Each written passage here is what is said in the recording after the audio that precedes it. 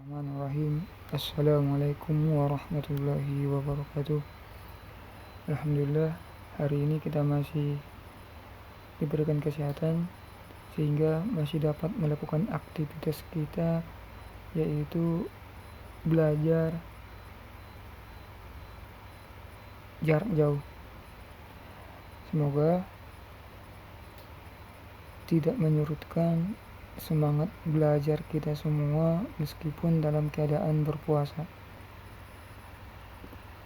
Kali ini kita akan lanjutkan pelajaran tematik tentang sumber energi dan perubahan bentuk energi. Langsung, yang pertama kita masuk ke sumber energi. Sumber energi yang pertama ada energi panas bumi. Yang kedua ada energi matahari. Yang ketiga ada energi angin. Selanjutnya ada energi biomasa, ada energi air, dan ada energi nuklir. Untuk materi sumber energi ini Bapak tidak akan bahas banyak karena Bapak rasa ini materi sudah pernah diajarkan, dan apabila misalnya ada yang lupa atau ada yang perlu dipahami lebih lanjut, bisa dibuka kembali bukunya ataupun video yang pernah Bapak kirimkan. Kita lanjut untuk pembahasan selanjutnya tentang bentuk-bentuk energi. Bentuk-bentuk energi ini sama aja dengan macam-macam energi ya. Yang pertama ada energi potensial. Energi potensial merupakan energi yang tersimpan atau energi yang terkandung dalam suatu benda. Ini dapat diartikan semua benda itu memiliki energi potensial atau energi yang diam, energi yang belum dipakai oleh benda tersebut. Misalnya, ada mobil yang diam, tidak bergerak, maka mobil tersebut sedang menggunakan energi potensialnya. Ketika dia bergerak, maka nanti energi potensialnya akan bernilai 0. Bapak ulang ya. Untuk energi potensial ini boleh dikatakan energi yang belum dipakai atau energi yang tersimpan di suatu benda. Contoh lain selain dari mobil tadi, misalnya ada kipas angin yang tidak dicolokkan, maka kipas angin tersebut akan diam. Diamnya kipas angin tersebut bisa diartikan bahwa kipas angin tersebut memiliki energi potensial dan akan bernilai 0 energi potensialnya apabila nanti kipas angin tersebut dicolokkan dan atau dinyalakan, seperti itu. Kita lanjut yang kedua, yaitu energi kinetik. Energi kinetik adalah energi pada benda yang bergerak. Seperti yang Bapak tadi contohkan. Misalnya mobil yang bergerak itu berarti energi yang dia pakai adalah energi kinetik. Begitu juga dengan kipas angin yang misalnya sudah dinyalakan atau sudah dicolokkan, maka energi yang digunakan oleh kipas angin tersebut adalah energi kinetik.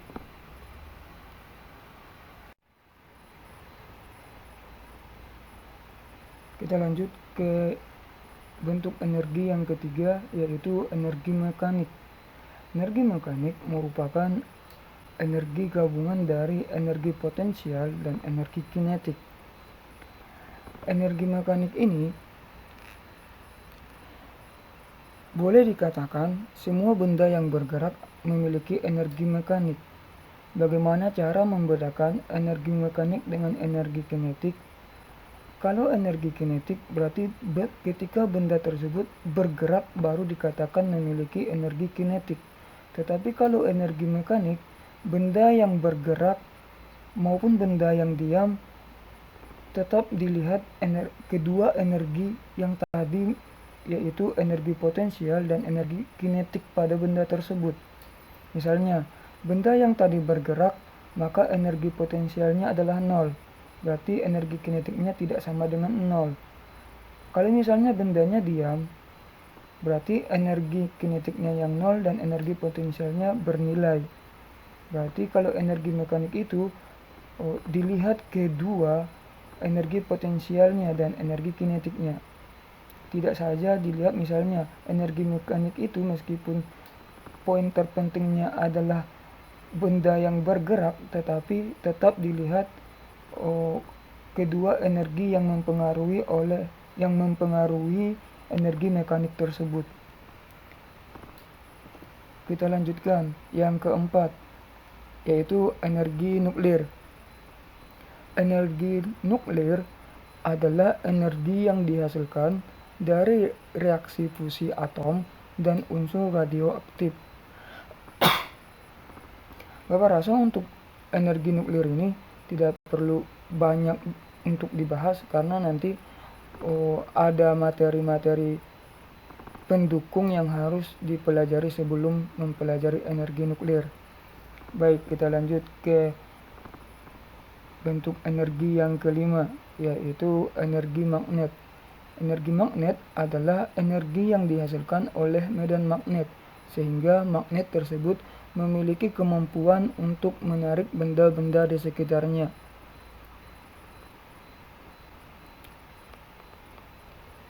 Selanjutnya,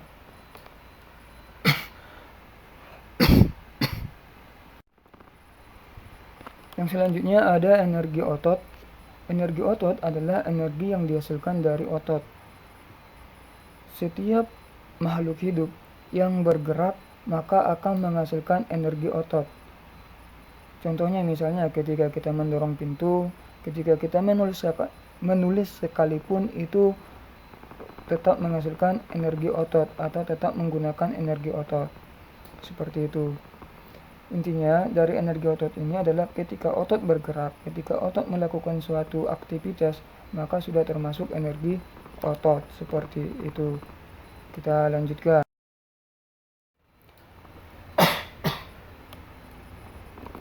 Yang selanjutnya ada energi kimia. Energi kimia adalah energi yang dihasilkan dari reaksi kimia. Contoh dari energi kimia adalah energi yang tersimpan dalam baterai, energi pada aki motor ataupun aki mobil, sehingga terjadi reaksi kimia yang menghasilkan energi listrik. Selanjutnya, energi kimia ini juga terdapat pada makanan yang kita konsumsi atau yang kita makan, sehingga nanti makanan yang kita makan bisa berubah menjadi energi sehingga kita dapat melakukan aktivitas. Nanti untuk energi kimia ini bisa kita bahas selanjutnya di pertemuannya. Yang kedelapan ada energi cahaya. Energi cahaya adalah energi yang dihasilkan dari cahaya matahari maupun lampu. Nah, ini jelas ya, energi cahaya itu berarti energi yang dihasilkan dari matahari maupun energi yang dihasilkan dari lampu. Intinya setiap energi yang menghasilkan cahaya adalah, atau suatu benda yang menghasilkan cahaya adalah energi cahaya. Seperti itu. Energi cahaya terbesar di bumi ini adalah energi terbesar di muka bumi ini adalah cahaya matahari. Kita lanjutkan. Selanjutnya ada energi listrik. Energi listrik adalah energi yang dihasilkan dari sumber listrik. Bapak ulang, energi listrik adalah energi yang dihasilkan dari sumber listrik dan menimbulkan perpindahan muatan listrik. Nah, energi listrik ini adalah energi yang paling banyak digunakan oleh manusia dalam kehidupannya sehari-hari.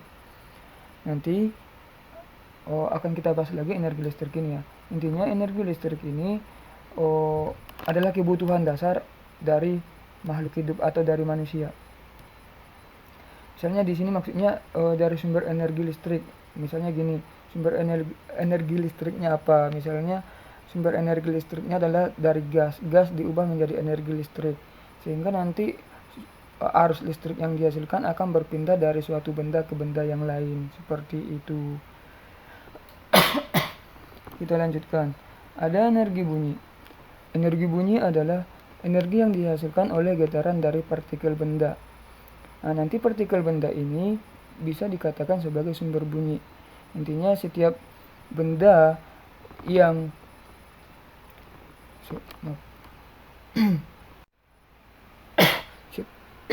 setiap benda yang mengalami getaran akan menghasilkan bunyi.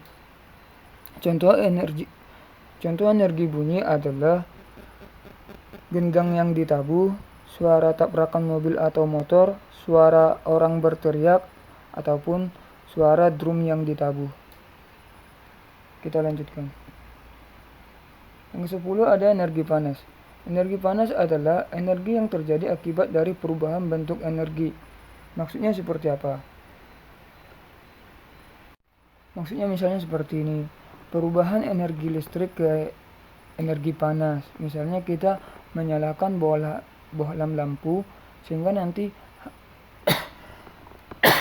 bohlam lampu tersebut karena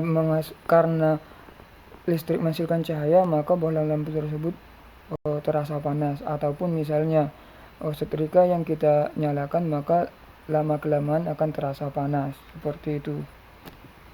Baik. Ke perubahan bentuk energi. Perubahan bentuk energi yang pertama adalah energi listrik yang berubah menjadi energi panas.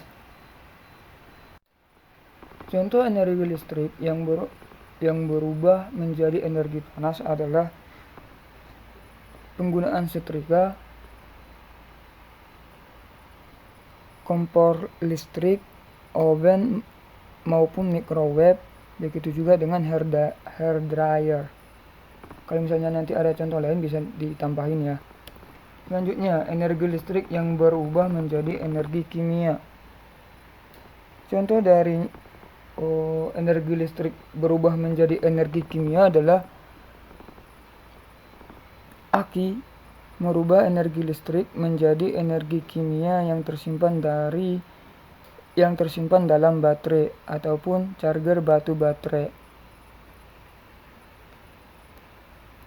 Selanjutnya ada energi gerak. Contoh dari energi listrik yang berubah menjadi energi gerak adalah misalnya kipas angin yang dinyalakan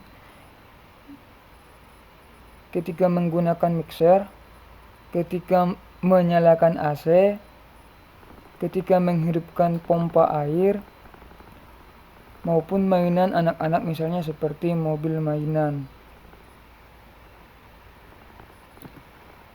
Selanjutnya ada energi listrik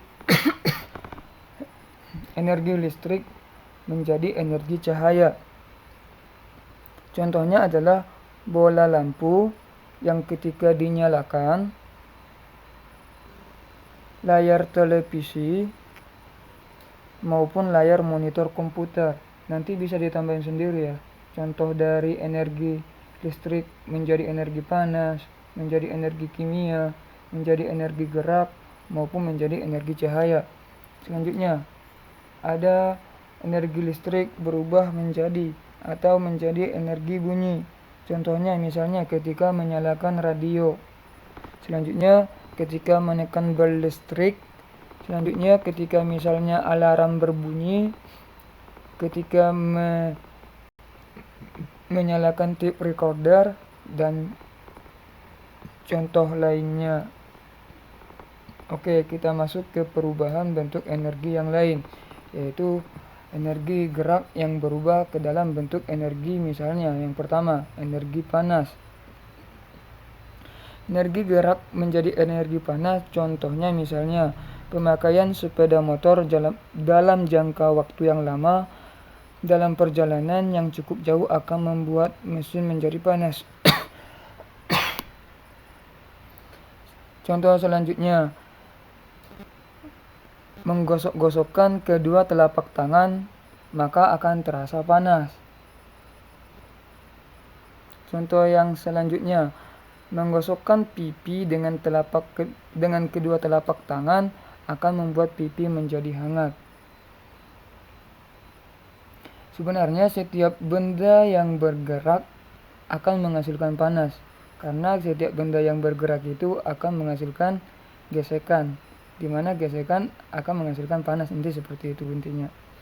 Ketika dua benda saling bergesekan, maka akan menghasilkan panas, gitu ya. Masih ada kaitannya dengan materi-materi yang kemarin. Selanjutnya, ada energi gerak berubah menjadi energi bunyi. Contohnya misalnya ketika bertepuk tangan, ketika dua benda yang dibenturkan atau dipukul akan menghasilkan bunyi.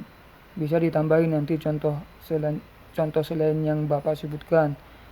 Selanjutnya, ada energi gerak berubah menjadi energi listrik. Ini contohnya adalah pada pemakaian dinamo, kincir air, kincir angin, pemanfaatan generator pada pembangkit listrik tenaga air. Oke, kita lanjutkan perubahan energi yang lain. Kita lanjutkan ke perubahan bentuk energi yang lain ya. Selanjutnya ada energi cahaya, perubahan bentuk energi cahaya. Perubahan bentuk energi cahaya yang pertama adalah energi cahaya berubah menjadi energi listrik. Contoh dari pemanfaatan energi cahaya menjadi energi listrik adalah pemanfaatan teknologi panel surya, sehingga nanti panel surya tersebut menghasilkan energi listrik. Selanjutnya, energi cahaya menjadi energi kimia. Contoh dari perubahan energi ini adalah cahaya matahari digunakan oleh tumbuhan untuk melakukan proses fotosintesis. Selanjutnya, proses pemotretan kamera hingga menjadi sebuah foto. Kita lanjut ke perubahan energi cahaya menjadi energi panas. Energi cahaya menjadi energi panas contohnya adalah cahaya matahari yang dapat mengeringkan pakaian. Lampu akan panas jika terus-terusan dinyalakan atau dinyalakan dalam waktu yang lama. Selanjutnya, pembakaran kertas dengan menggunakan kaca pembesar ataupun loop. Oke, kita masuk ke perubahan energi yang selanjutnya, yaitu yang selanjutnya ya, energi kimia. Energi kimia yang pertama, energi kimia ini berubah menjadi energi listrik, energi panas, dan energi gerak. Bagaimana perubahannya atau bagaimana contohnya? Yang pertama, kita masuk ke energi kimia berubah menjadi energi listrik. Contohnya adalah penggunaan baterai pada senter. Seperti yang tadi di awal ya, yang Bapak jelaskan. Bagaimana perubahan energi kimia menjadi energi listrik.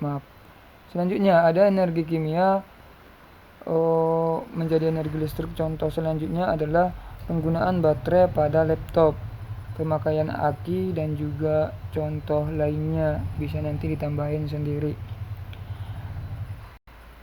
Selanjutnya ada energi kimia menjadi energi panas. Energi kimia menjadi energi panas ini salah satu contohnya adalah sumber makanan yang kita konsumsi akan menghasilkan energi panas setelah kita makan. Energi panas itu ditandai dengan keluarnya keringat ketika makan ataupun setelah selesai makan.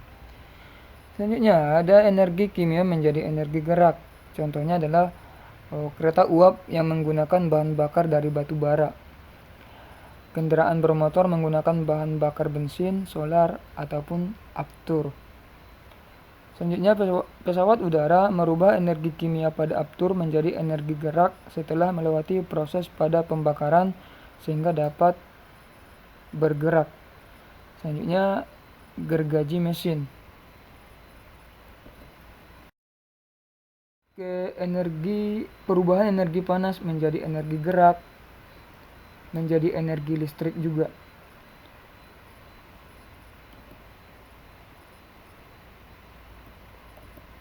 Oke, energi panas berubah menjadi energi gerak. Contohnya adalah kertas yang dibentuk spiral akan bergerak berputar saat dipanaskan di atas lilin yang menyala.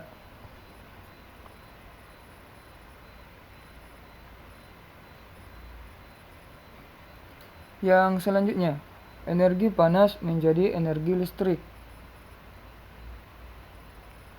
Contohnya adalah penggunaan listrik dari sumber energi panas bumi.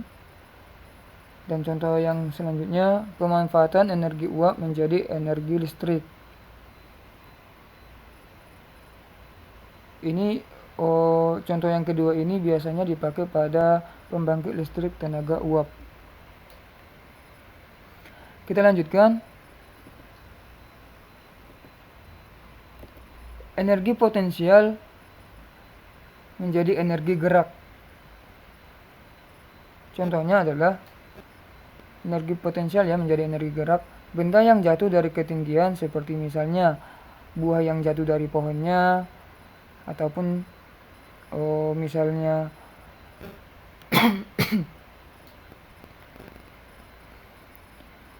Bapak ulang ya. Bapak ulang. Energi potensial menjadi energi gerak. Contohnya adalah benda yang jatuh dari ketinggian, misalnya seperti buah yang jatuh dari pohonnya.